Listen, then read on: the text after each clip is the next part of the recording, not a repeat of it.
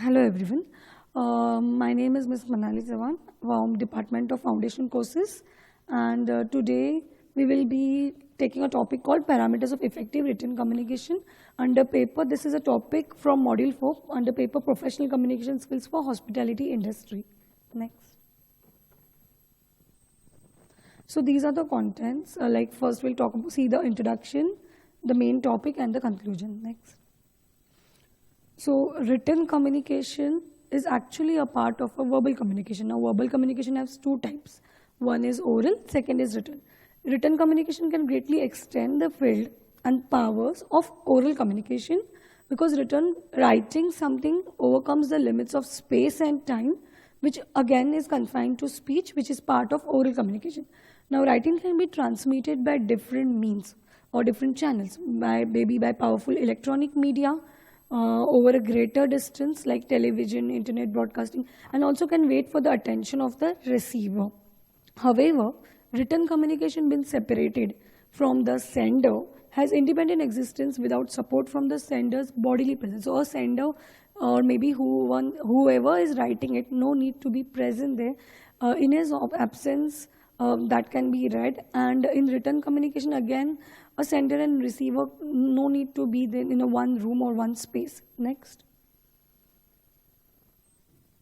These are parameters. So if we talk about the speed, because it's everything which gets recorded and written, it's documented. So written communication is slower in preparation, in conveyance also, and in reception. It takes more time to draft something, also to type it out on system, dispatch it, and to receive and read a letter. Then it takes to speak and to hear, listen to, and understand an oral message. Probably in oral messages, it is spontaneous. We have to speak or do a rehearsal or practice. But in a written message, probably a writer would get a lot of time, convenience, and it's more slow as when it comes to an oral delivery of a message. Feedback is also slower in such type of written communications. Second parameter is record. Now written communication serves as a record also because it's like an evidence, and it can be used for further reference whenever it's required. So for example, it is a documentary proof. It can be used as a legal evidence. Even an email can be considered as a legal evidence. In our hospitality industry, any kind of emails sent for booking, reservations, inquiry, hotel reservations and all, that can also be considered as a legal document. So be careful when you're writing something on an email to your client, maybe B2B or B2C. Oral communication may be taped for later reference. But again, here there is a question for authenticity of the voice because it can be manipulated.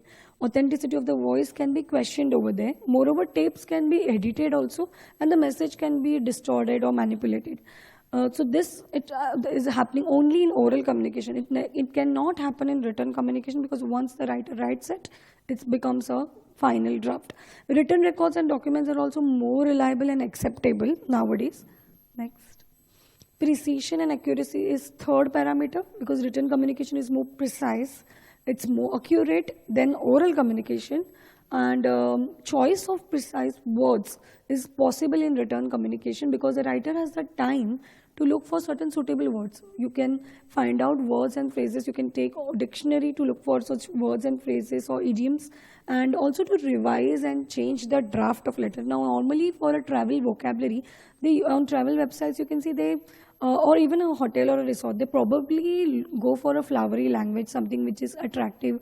Once a customer or a client, a B2B or B2C client, they read it and they feel they get convinced to book a package. So normally it's written communication creates those marvels. So a writer can access those words and phrases, access the dictionary. They can revise those changes, change the draft, keep editing if necessary until the writer is satisfied or convinced. Accuracy is necessary again in written communication because the receiver is not present to ask for any clarification, because it happens in oral communication. Because when you are speaking something, your audience is right there to ask you doubts, clarify. In written communication, accuracy is required when you write something because your audience will not be there to ask you doubts. In oral communication, it is not always possible to be so precise in the choice of words because sometimes it is spontaneous. You may not get time to practice also. So there is also no time to seek and consider words while speaking. However, the receiver can definitely seek clarification on the spot.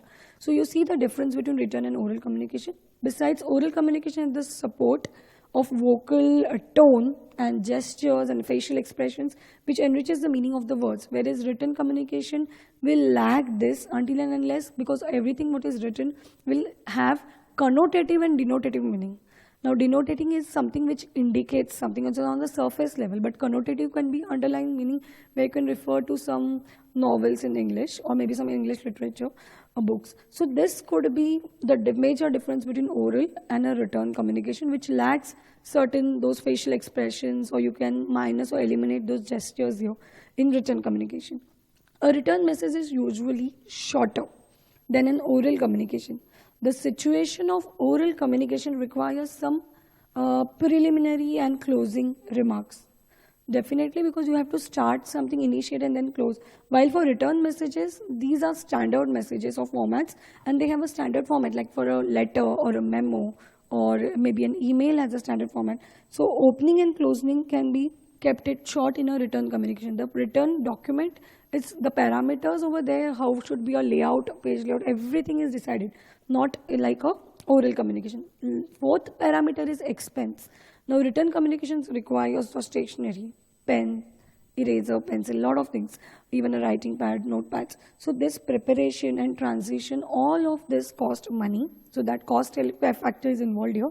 Oral communication also cost a great deal, since it requires simultaneous presence, attention of both the parties, a sender and a receiver, and getting together cost money. So cost will depend on the availability of the required person. Sometimes for lectures also we call guest lectures or resource persons. So it also depends on that person's availability at the particular place.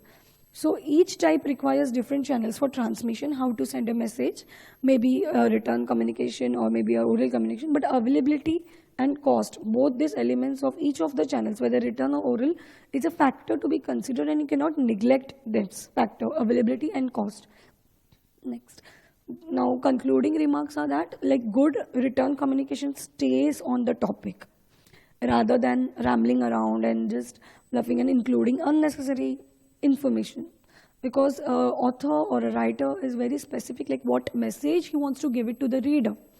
Similarly, written communication should be accurate, grammatically correct, with the correct tone and inoffensive language. You have to be very careful when you write business letters, emails to your clients, B2B and B2C, because it's like a end thing and an end document, and sometimes they might use it against you as a legal, because nowadays court has also said that email can be considered as a legal proof or legal document or legal facility to file a case or petition against you.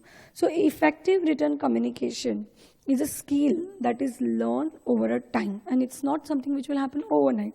So a major aspect of effective written communication is that it should be honest, open-ended, respectful, and considerate and polite. So that's it. Thank you.